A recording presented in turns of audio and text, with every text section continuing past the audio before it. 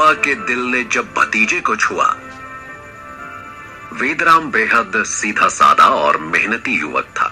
वो उत्तर प्रदेश के जिला फिरोजाबाद के एक चूड़ी कारखाने में काम करता था, जबकि उसके बीवी बच्चे कासगंज जिले के नगला लालजीतगंज में रहते थे। ये वेदराम का पैतृक गांव था। वहीं पर उसका भाई मिट्ठू लाल भी परिवार के साथ रहता था। जिला कासगंज के ही थाना सहावर का एक गांव है बीनपुर कलां। यहीं के रहने वाले आलम सिंह का बेटा नेक्से अक्सर नगला लालजीतगंज में अपनी बुआ के घर आता जाता रहता था। उसकी बुआ की शादी वेदराम के भाई मिट्ठू लाल के साथ हुई थी। वेदराम की पत्नी सुनीता पति की गैर मौजूदगी में भी घर की जिम्मेदारी ठीक ठाक निभा रही थी। वो अपनी बड़ी बेटी की शादी कर चुकी थी। जिंदगी ने कब करवट ले ली, वेदराम को पता ही नहीं चला। पिछले कुछ समय से वेदराम जब भी छुट्टी पर घर जाता था, उसे पत्नी सुनीता के मिजाज में बदलाव देखने को मिलता था। उसे अक्सर अपने घर में नेक से भी बैठा मिलता था। नेक से हालांकि उसके भाई मिट्ठू लाल की पत्नी का भतीजा था, फिर भी वो यही सोचता था कि आखिर ये उसके घर में क्यों डेरा डाले रहता है। उसने एक दो बार नेक्से को टोका भी कि बुआ के घर पड़े रहने से अच्छा है वो कोई कामकाज देखे। सुनीता ने भी नेक्से पर कोई ज्यादा ध्यान नहीं दिया था, लेकिन वो जब भी आता था वो उसकी खूब मेहमान नवाजी करती थी। नेक्से के मन में क्या था ये सुनीता को पता नहीं था। एक दिन नेक्से दोपहर में उसके घर आया और चारपाई पर बैठकर इधर उधर की बातें करने लगा। अचानक वो उसके पास आकर बोला, बुआ तुम जानती हो कि तुम कितनी सुंदर हो। नेक्से की इस बात पर पहले तो सुनीता चौंकी, उसके बाद हंसती हुई बोली, मजाक अच्छा कर लेते हो। नहीं बुआ, ये मजाक नहीं है, तुम मुझे सचमुच बहुत अच्छी लगती हो। तुम्हें देखने को दिल चाहता है, तभी तो मैं तुम्हारे यहाँ आता हूँ, नेक्से ने हंसते हुए कहा। नेक्से की बातें सुनकर सुनीता के माथे पर बल पड़ गए। उसने कहा, तुम ये क्या कह रहे हो? क्या मतलब है तुम्हारा? कुछ नहीं बुआ, तुम बैठो और ये बताओ कि फूफा जी कब आएंगे? उसने पूछा। उन्हें छुट्टी कहाँ मिलती है? तुम सब कुछ जानते तो हो, फिर भी पूछ रहे हो। सुनीता ने थोड़ा रोष में कहा, तुम्हारे ऊपर दया आती है बुआ। फूफा जी को तो तुम्हारी फिक्र ही नहीं है। अगर उन्हें फिक्र होती तो इतने दिनों बाद घर ना आते। वो चाहते तो गांव में ही कोई काम कर सकते थे। ये कहकर नेक्से ने जैसे सुनीता की दुखती रग पर हाथ रख दिया था। इसके बाद सुनीता के करीब आकर वो उसका हाथ पकड़ते हुए बोला, बुआ अब तुम चिंता मत करो, सब कुछ ठीक हो जाएगा। इतना कहकर नेक्से तो चला गया, लेकिन सुनीता के मन में कई सवाल छोड़ गया। वो सोचने लगी कि आखिर नेक्से का उसके यहाँ आने जाने का मकसद क्या है। 28 साल का नेक्से देखने में ठीक ठाक था।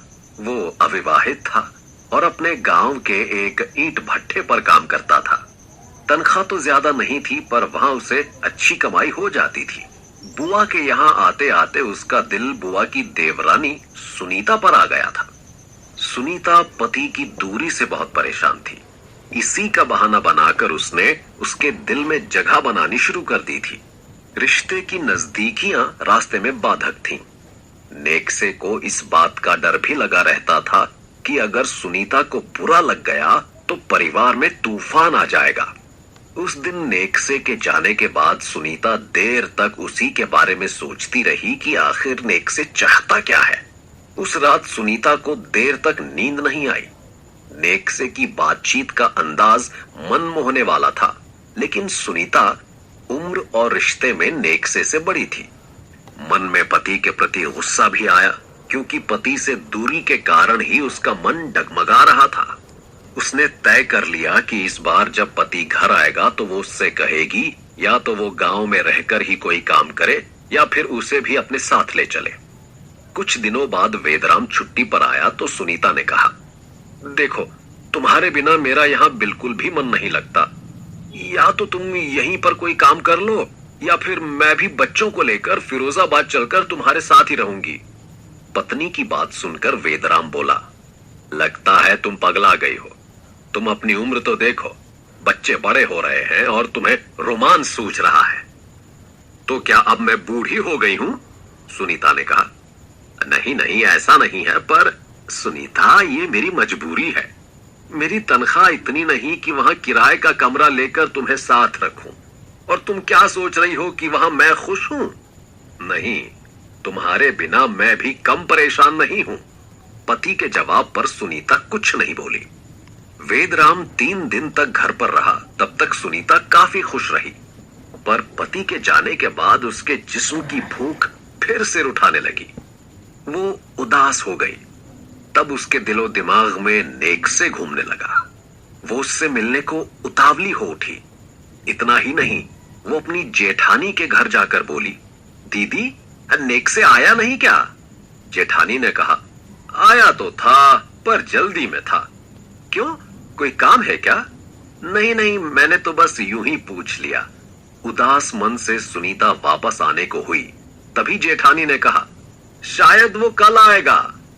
जेठानी की बात सुनकर सुनीता का दिल बल्लियों उछलने लगा। उसे लग रहा था कि नेक्से उससे नाराज है, तभी तो वो उसके घर नहीं आया। अगले दिन अचानक उसके दरवाजे पर दस्तक हुई।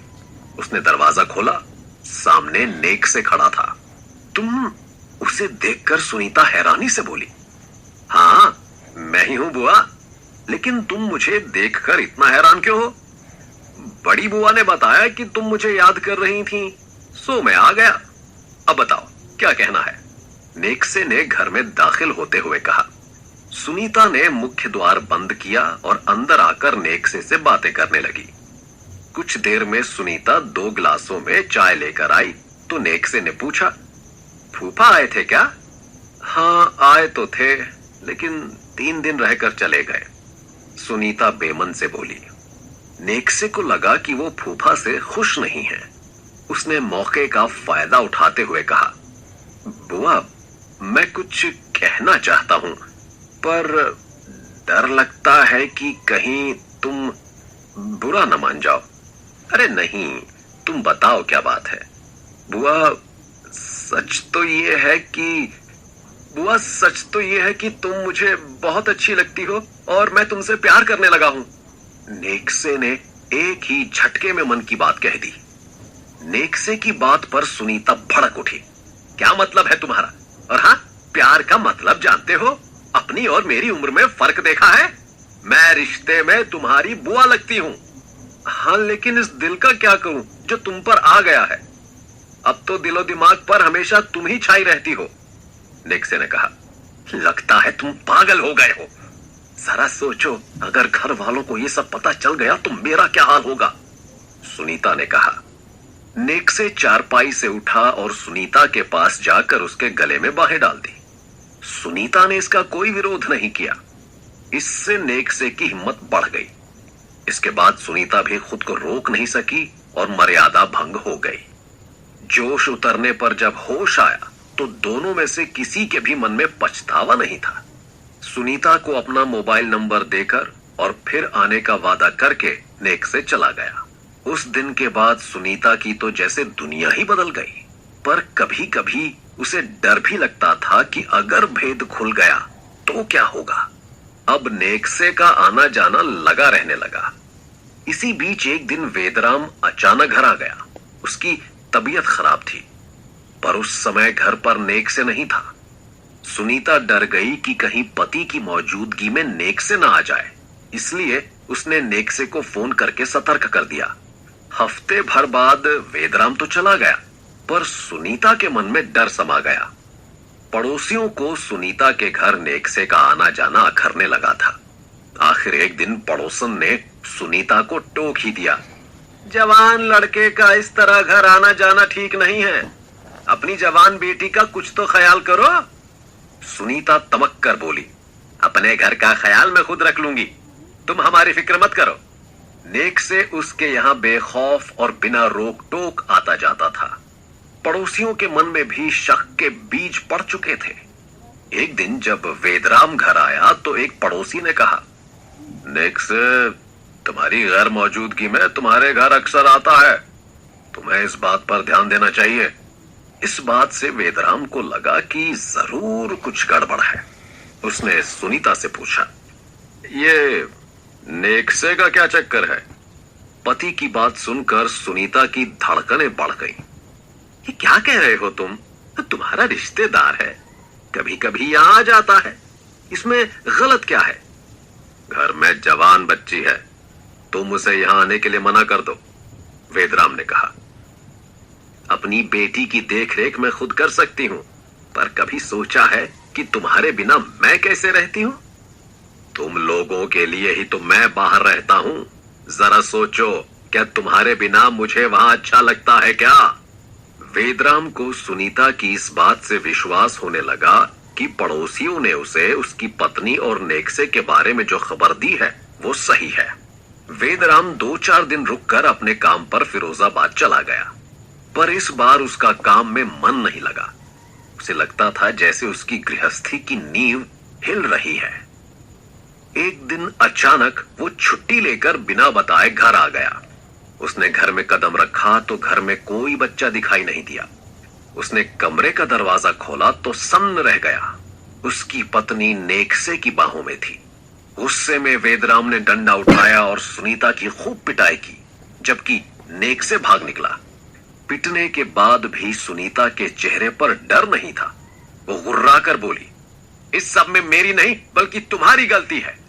मैंने कहा था ना कि मैं तुम्हारे बिना नहीं रह सकती, पर तुमने मेरी भावनाओं का ख्याल कहां रखा? वेदराम का गुस्सा बढ़ गया। वो हैरान था कि सुनीता ने रिश्तों का भी ख्याल नहीं रखा। नेक्से तो उसके बेटे की तरह है। उसने कहा, ठीक है, अब मैं आ गया हूं, सब संभाल लूंगा। मैं आ गया हूं से क्या मतलब है तुम्हारा? सुनीता ने पूछा। अब मैं नौकरी छोड़कर हमेशा के लिए आ गया हूं, यहीं खेती बाड़ी करूंगा, फिर देखूंगा तुझे, वेदराम ने कहा।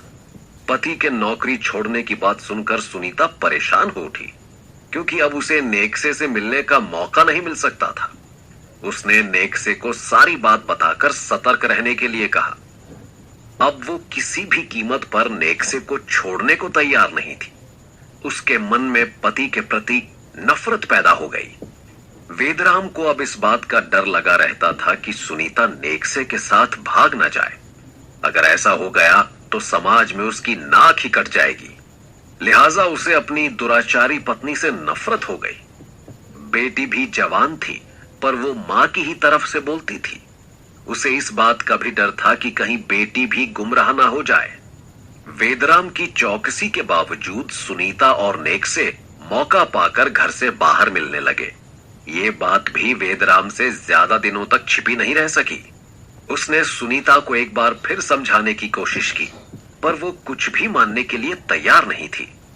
वेदराम समझ गया कि अब कोई बड़ा कदम उठाना ही पड़ेगा, वरना उसकी गृहस्थी डूब जाएगी।